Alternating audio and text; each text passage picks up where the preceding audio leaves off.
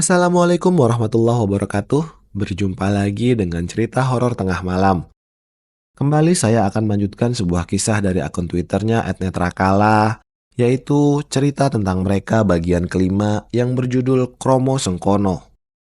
Sebelum mendengarkan, jangan lupa klik tombol subscribe, tombol like, dan tombol lonceng untuk mendapatkan notifikasi agar tidak ketinggalan cerita horor menyeramkan selanjutnya.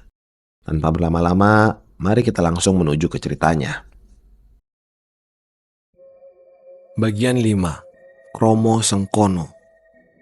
Siangnya, saat Bima sudah berada di sekolah, seperti biasa, suasana tidak jauh berbeda dengan beberapa hari yang lalu. "Gimana kondisimu, Bim?" tanya Panji saat mereka tengah bersantai di bawah pohon, sehabis pelajaran olahraga. "Jauh lebih baik, Ji. Aku sudah mulai terbiasa dengan kehadiran mereka. Tapi kadang juga masih merasa ngeri dengan sosok yang kerap aku lihat," ujar Bima. Mengerti akan kondisi yang sedang dialami oleh sahabatnya, Panji mencoba menyemangati Bima dengan tidak harus menyelesaikan semuanya sendirian. "Ji, aku heran," ucap Bima setelah beberapa saat mereka diam. "Kenapa?" "Ya, setelah kejadian siang kemarin di kelas, sosok anak laki-laki itu tiba-tiba saja tidak muncul sampai sekarang," kata Bima. Sebetulnya Bima penasaran dan ingin mencari tahu lebih lanjut apa yang dimaksud oleh sosok tersebut dengan memberikan penglihatan tentang kejadian yang dulu pernah dialami. "Ya kenapa kamu tidak panggil dia? Siapa tahu muncul," kata Panji sambil nyengir. "Benar juga, kenapa tidak kepikiran?" batin Bima. Sedang Panji saat ini tengah memperhatikan teman-teman kelasnya yang sedang berolahraga, terutama para wanita. "Willem," batin Bima. Sesaat ia mengira Willem akan tiba-tiba muncul. Tetapi saat dia mengedarkan pandangannya, tidak terlihat satupun sosok astral di dekatnya saat ini. Mbah Kromo Sengkono," batin Bima. Angin tiba-tiba datang berhembus cukup kuat, membuat pohon-pohon di sekitar mereka bergoyang-goyang, dan menjatuhkan beberapa daun yang mulai layu. Sosok Kromo Sengkono kini tiba-tiba muncul di sebelah Bima. Terkaget, dia hanya bisa merepet. "Ngapunten, Mbah." "Maaf, Mbah," ucap Bima. Panji yang ada di sebelahnya terheran, tapi dia tahu pasti ada sesuatu yang sedang ada di sekitar mereka. "Ono perlu opo, Le?" "Ada perlu apa, Nak?" ucapnya dengan suara geraman yang mendirikan bulu roma. "Mboten enten, Mbah. Ngapunten pun nyebut namine panjenengan." "Tidak ada, Mbah. Maaf sudah menyebut namamu," jawab Bima. "Hati-hati, ojo sembarangan nyebut jenengi bangsa halus. Hati-hati, jangan sembarangan menyebut nama dari bangsa halus. Bocah sing mbok goleki kuwi wedi karo aku. Yen kowe pengen ketemu, engko tak undangi bocah kuwi. Anak yang kamu cari itu takut sama aku. Kalau kamu pengen ketemu, nanti aku panggil anak itu." Lanjutnya yang kini malah sudah duduk bersila di sebelah Bima. Sedang Panji yang sedari tadi hanya merasakan merinding, beberapa kali melihat ke arah Bima yang menoleh memunggunginya. Merasa takut, Panji pun memutuskan untuk bangkit dan melanjutkan pelajaran olahraga. "Mau kemana?" tanya Bima. "Lanjut olahraga, Bim. Lagian kamu juga masih ada perlu kan?" jawabnya. Bima hanya mengangguk dan minta ke Panji untuk membelikan minuman untuknya. Dengan mengangkat kedua jempolnya, Panji pergi melangkah ke tengah lapangan olahraga. "Koncomu kui, kakean masalah ning omahe. Temenmu itu banyak masalah di rumahnya," ucap Kromo Sengkono. "Masalah nopo, Mbah?" "Masalah apa, Mbah?" tanya Bima. "Wes, kui dudu urusanmu." "Sudah, itu bukan urusanmu," jawabnya dibarengi dengan menghilangnya sosok tersebut entah kemana. Sejenak Bima terdiam, menikmati hembusan semilir angin yang menerpa tubuhnya. Sungguh nyaman berada di bawah pohon ini. Matanya menerawang jauh, memikirkan kondisi Mbak Maya. "Kalau aku bisa melihat masa lalu dari apa yang dilakukan Mbak Maya, mungkin aku bisa sedikit membantunya," batinnya. Mendengar suara bel berbunyi yang menggema di seluruh sekolah. Malas untuk beranjak dari tempatnya saat ini, dengan berat hati Bima berdiri dan melangkah untuk segera berganti pakaian. Saat sudah mencapai kelasnya, sekali lagi dia mengedarkan pandangannya, mencari Panji dan sosok Willem. Namun keduanya tidak terlihat sama sekali. Hari makin siang. Suasana di kelas semakin hening karena pelajaran yang membuat kantuk melanda. Sejarah kadang seperti sebuah dongeng yang mengundang kantuk dalam waktu 10 menit. 5 menit kalau hawa panas dan semilir angin turut masuk dalam kelas. "Jangan tidur, nanti kesurupan lagi," goda Panji yang melihat Bima sudah mulai terlelap. Sedang Panji sendiri dari tadi sibuk bermain game yang ada di handphonenya. Ji, aku masih penasaran. Bagaimana aku bisa melihat kejadian masa lalu? Tanya Bima. Panji masih fokus dengan game yang dia mainkan. Kamu tahu Bim, aku percaya bahwa selalu ada jawaban di setiap pertanyaan. Ujar Panji bijak. Dapat quote dari mana kamu Ji? Bisa bijak gitu? Kata Bima yang cekikikan melihat sahabatnya itu. Cengar-cengir, Panji tidak menjawab pertanyaan dari Bima. Kembali menatap keluar ruangan, melihat pohon tanjung yang tepat berada di depannya. Mencariku. Tiba-tiba terdengar suara yang mengagetkan Bima. Astaga Bim, kamu kenapa? Ujar Panji. Saat ini semua teman-temannya dan juga guru yang sedang mengajar menatap Bima. Segera ia minta maaf. Gak apa-apa Ji. Kaget sosok anak itu tiba-tiba muncul, ujarnya. Sudah mulai terbiasa, Panji hanya mendengus dan kembali mengambil HP-nya yang buru-buru dia masukkan ke dalam kantong celananya. Bisakah kamu menemuiku nanti setelah selesai pelajaran?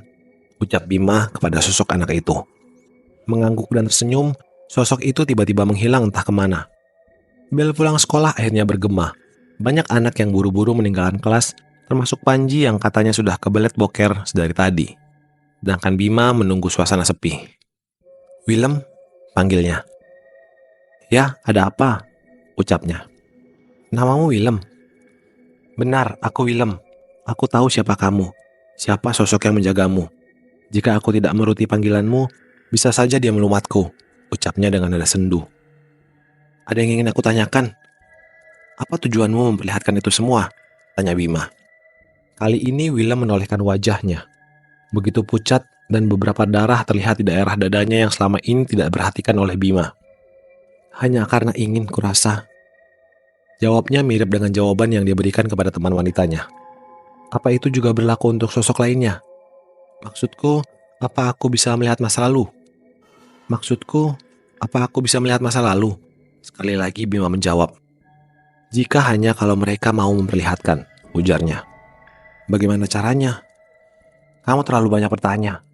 Kalau memang itu kemampuan yang kamu miliki, pasti dengan mudah kamu akan tahu Bima, ujarnya dibarengi dengan hilangnya sosok tersebut. Bima pun menghela nafas. Dia segera memutuskan untuk pulang ke rumah budenya. Sesampainya di rumah bude, Bima mengenali mobil milik kedua orang tuanya. Segera dia masuk ke dalam rumah. Benar saja, Sekar dan Banyu sudah duduk di ruang tamu bersama Pak Ade dan budenya. Ibu, Bapak, ujar Bima sembari memeluk ibunya. Heran dengan tingkah anaknya, Sekar membalas pelukan Bima. Wah, anak bapak, sepertinya sudah kangen ini, ujar Banyu.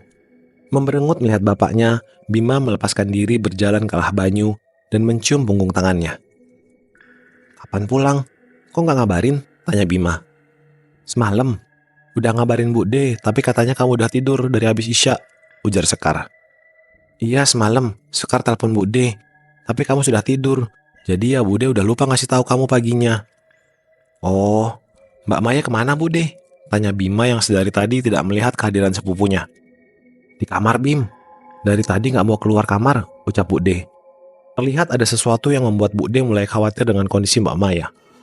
Bima kesana ya, ucapnya sambil beranjak menuju kamar Mbak Maya. Mbak Mai, panggil Bima. Masuk Bim, enggak kukunci, ucapnya.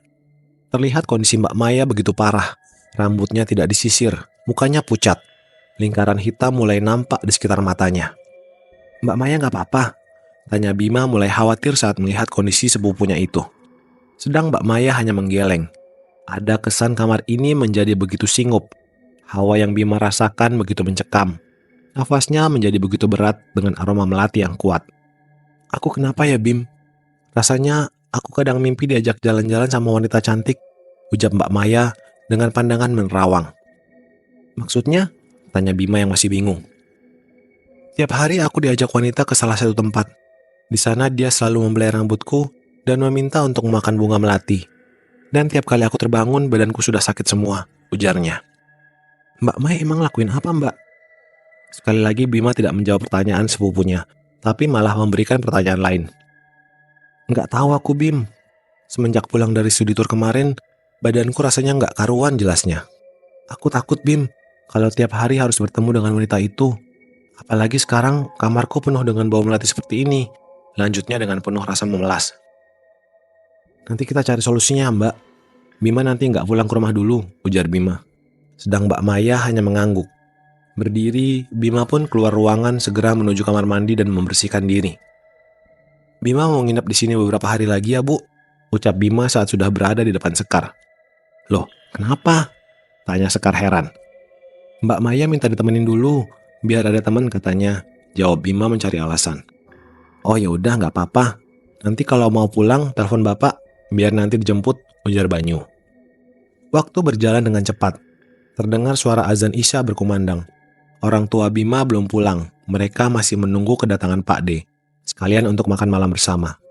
Terlihat Ibu dan Bu D sibuk di dapur, sedang Bapak dan Pak D berada di taman belakang. Bima khawatir kalau Pak D memberitahu semua kejadian yang Bima alami. Pasti bapaknya Banyu akan segera membawa Bima untuk pulang ke rumah. Tidak mau itu terjadi karena Mbak Maya masih butuh bantuan darinya, ia segera menuju ke taman belakang. Bim, sini, panggil Bayu saat Bima mendekat menuju mereka. Duduk di depan Bapak dan Pak D seolah dia sedang sidang. Pak D bilang ke Bapak, benar kamu ngerokok, ucap Bapak yang saat ini menatap Bima. Merasa percuma berbohong, dia langsung mengiyakan semuanya. Bapak berdiri, sedang Pak D terlihat tersenyum melihat kepanikan di wajah Bima. Pak D, jangan cerita ke mereka soal apa yang Bima lihat ya, ujar Bima buru-buru. Kenapa? Mereka orang tuamu loh Bim, ujar Pak D. Iya Pak D, Bima tahu. Tapi tolong jangan bilang ya, mohon Bima kepada Pak D Wawan. Bener Bim, kamu ngerokok, ucap Sekar yang kini datang dengan Bu D dan Bapak.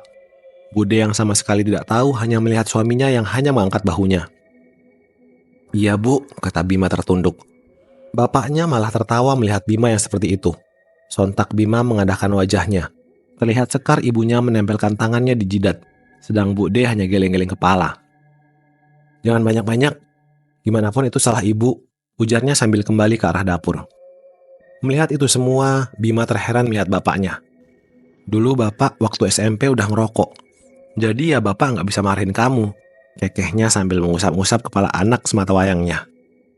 Kembali mereka berbincang satu sama lain. Sesekali Bima mencoba mengetuk kamar Mbak Maya, tapi tidak ada jawaban sama sekali. Akhirnya makan malam sudah siap. Semua sudah di meja makan, termasuk Mbak Maya. Sudah sehat, Mai? Tanya Sekar saat pertama kali melihat Maya dari tadi datang. Sudah, Bule, ucapnya dengan tersenyum centil. Melihat itu semua, Sekar sedikit heran. Tidak biasanya Maya bersikap seperti itu. Bahkan sekarang dia menggunakan make up. Padahal biasanya dia tidak begitu peduli dengan tampilannya saat berada di rumah. Kamu habis ini emang mau kemana, Mai? Tanya Pak D. Enggak kemana-mana kok, Pak, jawabnya singkat. Kembali mereka semua menikmati hidangan yang sudah tersaji. Mbak Maya yang biasanya makan sedikit, kali ini terlihat lakus. Tanpa menggunakan sendok, dia mencaplok makanan banyak-banyak yang membuat orang-orang di sekitarnya risih dengan kelakuannya. Bukan hanya itu saja. Kakinya saat ini juga sudah naik satu di atas kursi Mbak Preman yang sedang mangkal di terminal. Maya, yang sopan kamu, tegur Pak D saat melihat anak terakhirnya itu. Sejenak Mbak Maya berhenti dan malah memanting piring dan berjalan menuju kamarnya. Jengkel, Pak D Wawan segera bangkit berniat menyusul Mbak Maya namun ditahan oleh Bapak. Melihat itu semua, Bu D yang sedari tadi diam kini berjalan menuju arah kamar anaknya itu. Heran. Akhir-akhir ini aku merasa aneh dengan Maya, ucap Pak D yang masih terengah menahan emosinya. Sedang ada masalah mungkin Mas, kamu yang sabar, jangan emosi, kata Bapak menenangkannya. Terdengar suara bantingan barang dari arah kamar Mbak Maya. Sontak mereka semua berlari menuju tempat kamar tersebut. Mai, kamu kenapa? Ucap Bu D yang sudah terduduk di bawah lantai. Sedang Mbak Maya kali ini hanya berdiri memandangi mereka semua. Urusanku. Adam Gowai. Urusanku mau ngapain aja, ucap Mbak Maya setengah teriak. Bima sendiri hanya diam memperhatikan di balik punggung bapaknya. Dilihatnya, sosok wanita berkebaya hitam itu kini tengah merengkuh Mbak Maya dengan senyum yang mengerikan. Kurang ajar, kata Pak D yang emosi mendengar istrinya diperlakukan sedemikian rupa oleh anaknya sendiri. Jaluk mati kowe. Minta mati kamu, ucap Maya saat Pak D mendekatinya. Melihat itu semua, Bima mencoba untuk tetap tenang. Gendiswari. Tiba-tiba Bima mengucapkan itu semua. Sontak mereka semua menoleh ke arah Bima yang kali ini berjalan menuju ke arah Mbak Maya. Bocah, wes tak omongi, ojo melo-melo urusanku. Bocah, sudah aku kasih tahu untuk tidak ikut campur urusanku, ucapnya sambil tersenyum garang. Ojo dumeh koe duwe wolo cah bagus. Jangan hanya karena kamu punya teman anak ganteng. Jadi urusanku, yen koe wani ngusik keluargaku. Jadi urusanku kalau kamu mengusik keluargaku, kata Bima yang suaranya tiba-tiba menjadi berat. Tangannya dia taruh di pinggang, seolah sedang menantang sosok Gendiswari. Kamu sengkono, ucap Gendiswari yang masih menggunakan tubuh Mbak Maya. Bocah iki wis tadi duwekku. Kowe ngerti batasannya. Anak ini sudah menjadi milikku. Kamu tahu batasannya. Selanjutnya yang masih menatap Bima dengan tajam.